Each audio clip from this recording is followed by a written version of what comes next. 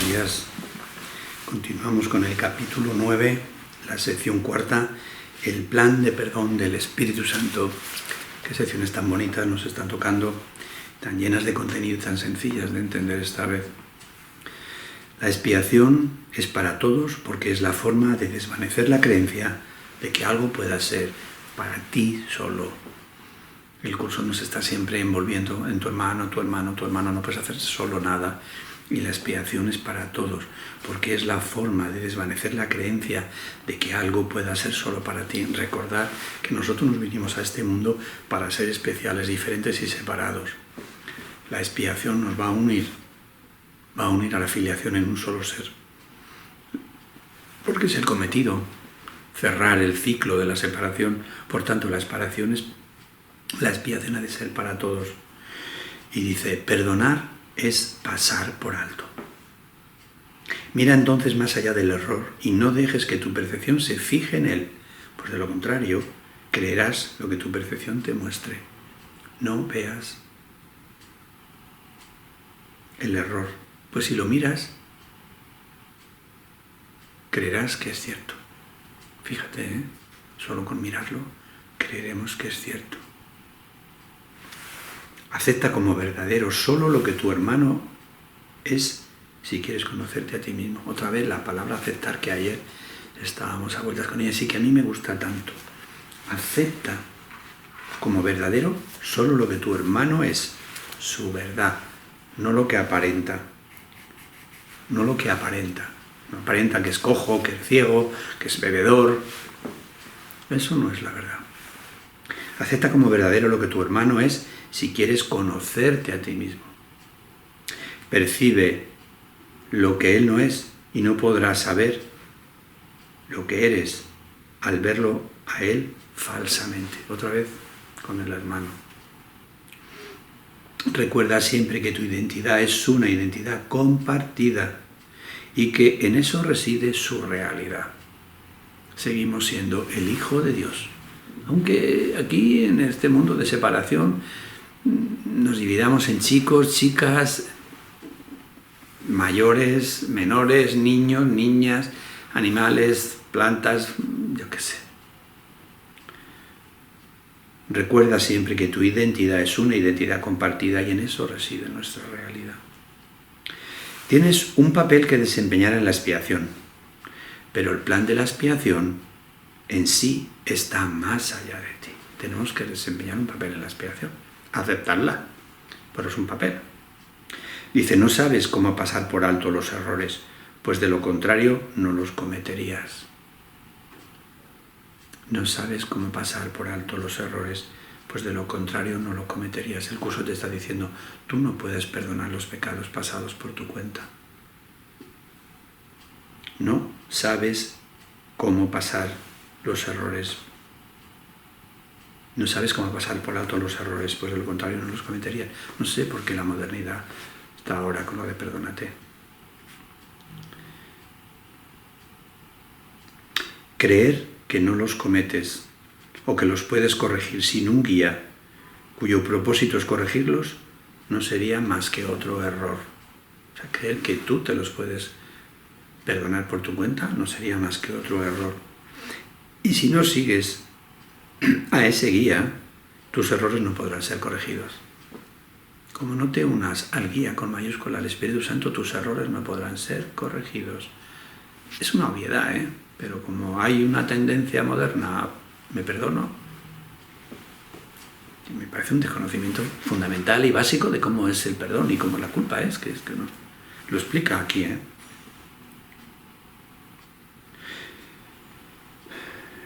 El plan el plan para salvarte no lo elaboraste tú, debido a las limitadas ideas que tienes acerca de lo que eres. De esa sensación de limitación es de donde emanan todos los errores. La forma de deshacerlos, por lo tanto, no procede de ti, sino que es para ti. Otra vuelta, tú no puedes cancelar tus propios errores por tu cuenta. Mira las veces que lo dice aquí, que aún creo que queda. La expiación es una lección acerca de cómo compartir que se te da porque has olvidado cómo hacerlo. El Espíritu Santo simplemente te recuerda el uso natural de tus capacidades. Al reinterpretar la capacidad de atacar como la capacidad de compartir, transforma lo que tú inventaste en lo que Dios creó. Reinterpreta nuestra capacidad de atacar como la capacidad de compartir. Por eso dice que la expiación es una lección acerca de cómo compartir. El ataque lo transforma en compartir, en lo contrario. Si quieres alcanzar esto por medio de él, no puedes contemplar tus capacidades a través de los ojos del ego, o las juzgarás como él hace. El daño que puede ocasionar reside en el juicio del ego. El beneficio que puedan aportar reside en el juicio del Espíritu Santo. ¿Cómo no? Es machacar sobre lo mismo. Dice, el ego también tiene un plan. Esto no lo conocemos todo esto, pero es que vamos a repetirlo porque, bueno, y hay gente que lo está leyendo esto por primera vez. El ego tiene también un plan de perdón porque estás pidiendo uno, aunque no al maestro adecuado. El plan del ego, por supuesto, no tiene sentido y nunca será viable. Al seguir su plan te pondrás simplemente en una situación imposible, que es a donde el ego siempre nos conduce. El plan del ego consiste en primero ver el error claramente y en que luego lo pases por alto. Mas, ¿cómo ibas a poder pasar por alto aquello a lo que ya le has otorgado realidad? Por eso no podemos perdonarnos a nosotros mismos, porque si nos hemos culpabilizado, una vez que somos notario de la culpa nuestra, lo mismo da que sea la culpa del otro, ya no la podemos perdonar. Es una trampa saducea del ego. Ese es el plan del ego para perdonar los pecados. Primero dar testimonio de que fueron ciertos y luego los perdono. Sí, yo perdonaba a mis padres, me he dado cuenta que no supieron hacerlo mejor. Ah, sí, de psicólogos. Pero bueno, ¿cómo que no lo hicieron mejor? Lo hicieron justo como tú pediste. Por favor. El plan del ego consiste en que primero veas el error claramente y luego que lo pases por alto. Mas ¿cómo ibas a poder pasar por alto aquello que ya le has otorgado realidad? Al verlo claramente le has otorgado realidad y ya no lo puedes pasar por alto. En este punto es donde el ego se ve forzado a recurrir a misterios, insistiendo en que puedes salvarte, insistiendo en que para salvarte tienes que aceptar lo que no tiene sentido. No, pero yo lo he perdonado. No, yo sé que lo he perdonado. Sí, yo sé que lo he perdonado. No quiero verlo más, pero yo sé que lo he perdonado. Y entonces tienes que comulgar con rueda de molino, que es lo que dice aquí. En ese punto es donde el ego se ve forzado a recurrir a misterios, insistiendo en que puedes salvarte, insistiendo en que para salvarte tienes que aceptar lo que no tiene sentido. Son muchos los que han tratado de hacer esto en mi nombre, olvidándose de que mis palabras tienen perfecto sentido porque proceden de Dios. Son tan sensatas ahora como lo fueron siempre, porque expresan ideas que son eternas. Pero hay personas que en nombre de la santidad dicen que hacen el perdón de esta manera. El perdón que se aprende de mí no se vale del miedo para deshacer el miedo, ni tampoco otorga realidad a lo que es irreal para más tarde destruirlo. El perdón que se aprende de mí no se vale del miedo para deshacer el miedo, ni tampoco otorga realidad a lo que es irreal para más tarde destruirlo, que es lo que hace el ego, que ve la culpa y luego dice que la perdona. Perdonar a través del Espíritu Santo consiste simplemente en mirar más allá del error desde un principio, haciendo que de esta manera nunca sea real para ti. Dame una manera de ver esto, Padre, que me dé paz, porque como entre a juzgarlo me voy a quedar enganchado. Perdonar a través del Espíritu Santo consiste simplemente en mirar más allá del error desde el comienzo, haciendo que de esta manera nunca sea real para ti. En otra parte dice Jesús, no bajes el primer peldaño, porque como bajes el primero te va a ser difícil dejar de bajar el segundo, el tercero y el cuarto.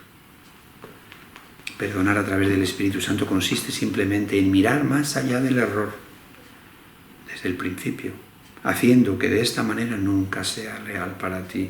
Escápate cuando veas que tienes materia para juzgar.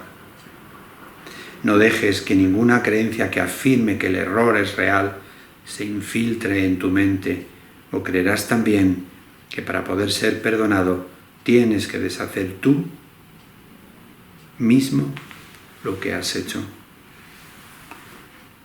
Me parece que no lo leí bien.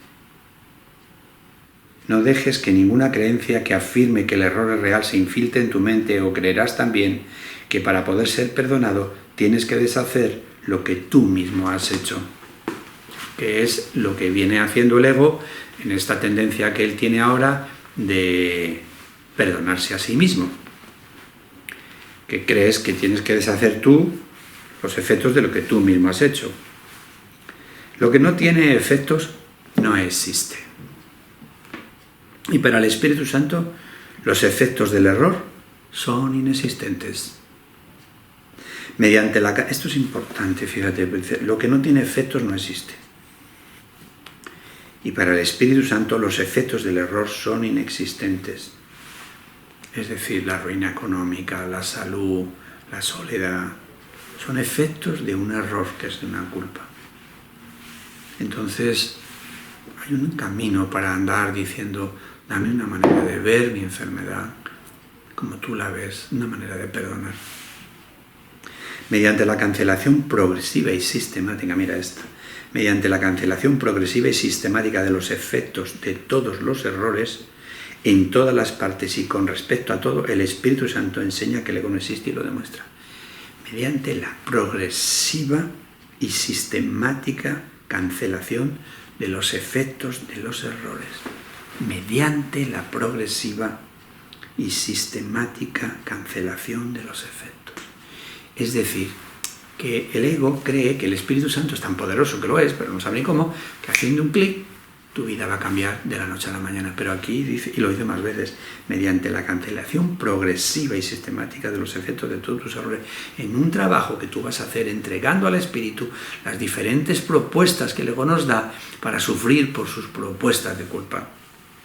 Mediante la cancelación progresiva y sistemática, eso es un trabajo, un tiempo de aprendizaje a perdonar, de todos los errores en todas las partes y con respecto a todo, el Espíritu Santo enseña que el ego no existe y lo demuestra. Es decir, no tiene fuerza para atacarte o imponerte las consecuencias de su propio error. Sigue pues las enseñanzas de perdón del Espíritu Santo, porque el perdón es su función y él sabe cómo llevarla a cabo perfectamente. Eso es lo que quise decir cuando dije que los milagros son naturales y que cuando no ocurren algo anda mal. Los milagros son simplemente la señal de que estás dispuesto a seguir el plan de salvación del Espíritu y de que reconoces que no sabes lo que dicho plan es. Lo sigues a ciegas. La función que a él le corresponde llevar a cabo no es la que te corresponde a ti. Y a menos que aceptes esto otra vez, diciendo qué es lo que hay que aceptar, no así en general, acepta y fluye, no podrás saber cuál es tu función.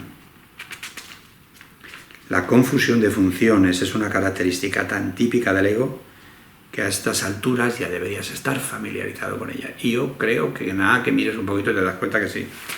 El ego cree que él es el que tiene que llevar a cabo todas las funciones, si bien no tiene ni la menor idea de lo que estas son. Ámate a ti mismo, perdónate a ti mismo. Ay, Dios mío, cómo está el patio. Infectado de consignas del ego. Estar atento a eso. El ego cree que es él quien tiene que llevar a cabo todas las funciones, si bien no tiene la menor idea de lo que estas son. Esto es algo más que una simple confusión. Es una combinación especialmente peligrosa de grandiosidad y confusión que predispone al ego a atacar a cualquier persona o a cualquier cosa sin ningún motivo aparente. Esto es exactamente lo que el ego hace. Sus reacciones son imprevisibles porque no tiene idea de lo que percibe. Lo pone pingando al ego, pero bien. Gusta ver esto, porque gusta ver cómo es nuestra vida, está ahí retratada, porque nosotros somos lacayos del ego todo el tiempo. Si no tienes idea de lo que está ocurriendo, ¿cómo puedes reaccionar debidamente?, nos dice el curso. Si estás en una confusión perpetua, cambiando de opinión a cada rato, ¿cómo puedes fiarte de tus propias reacciones? Podrías preguntarme, independientemente de cómo expliques la reacción, si el carácter imprevisible del ego justifica...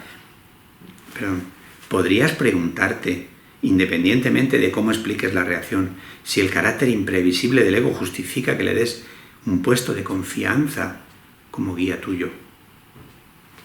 Déjame repetir que las cualificaciones del ego como guía son notoriamente deficientes y que elegirle como tu maestro de salvación es una pésima elección.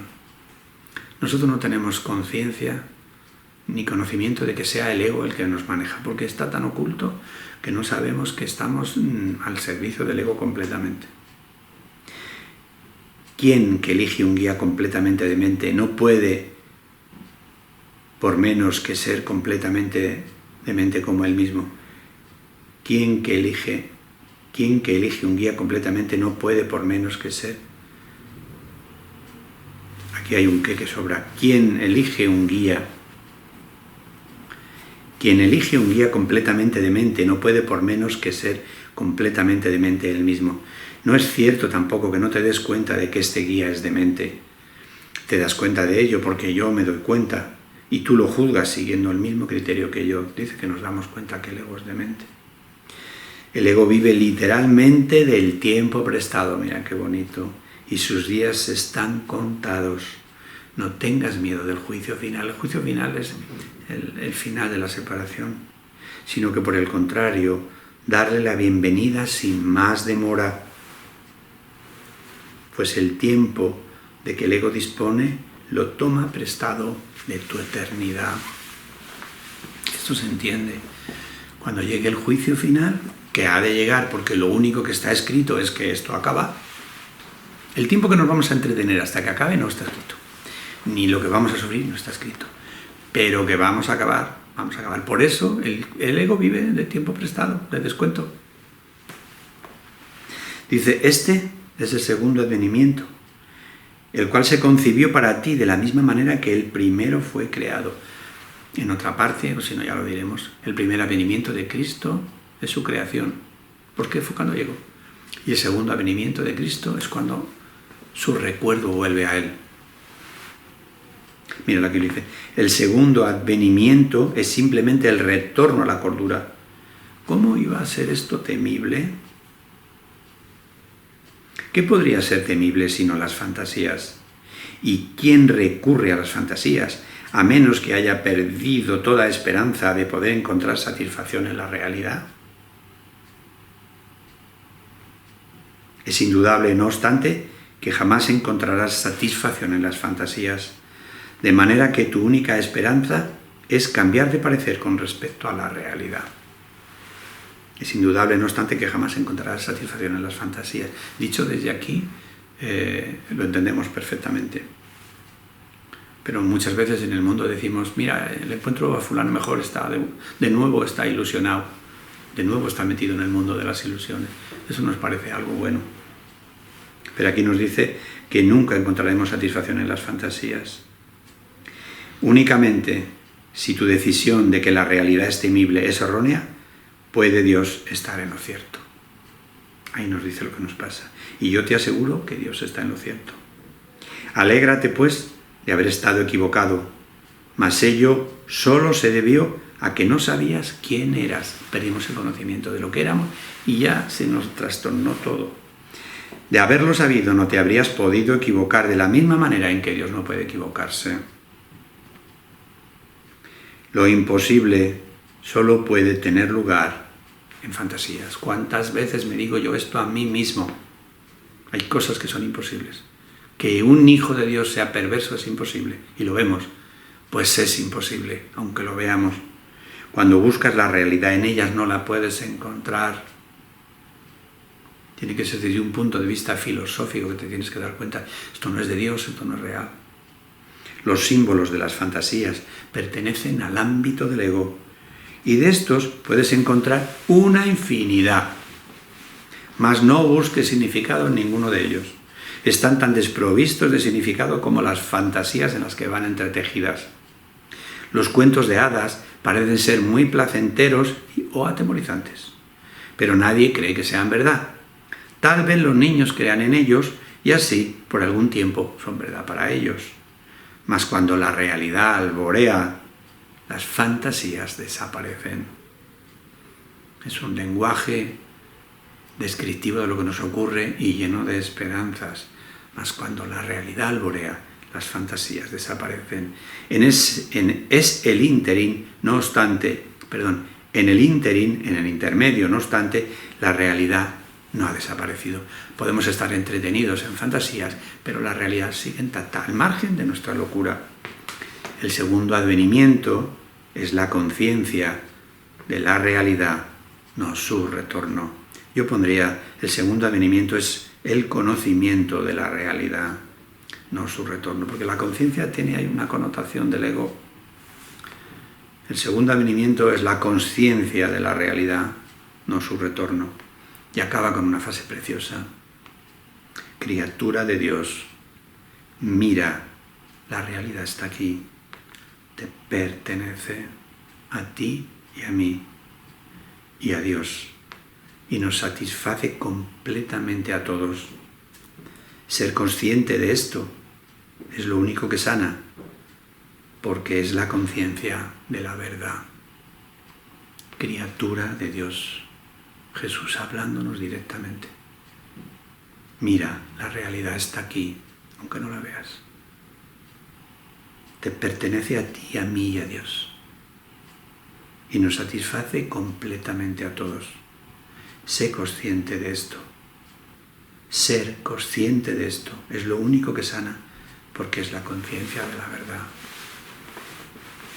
Madre mía, ¿cuántas veces me digo yo al cabo del día frente a algo que me viene a machacar? Esto no es de Dios, esto no es real. Me está el ego sirviendo platos de fantasía y de irrealidad a cambio de la realidad, que él no puede ver ni está dispuesto. Pero yo puedo traer a mi conciencia cada vez que me sirve un plato frío de dolor, de sufrimiento, decir esto no es real, porque esto no puede ser la creación de Dios. Nosotros no podemos ver la realidad, porque los ojos de nuestro cuerpo están para ver otra cosa, pero en nosotros está la visión de Dios también. Podemos echar mano de ella y decirnos a nosotros mismos esto no es real, porque esto no puede ser de Dios.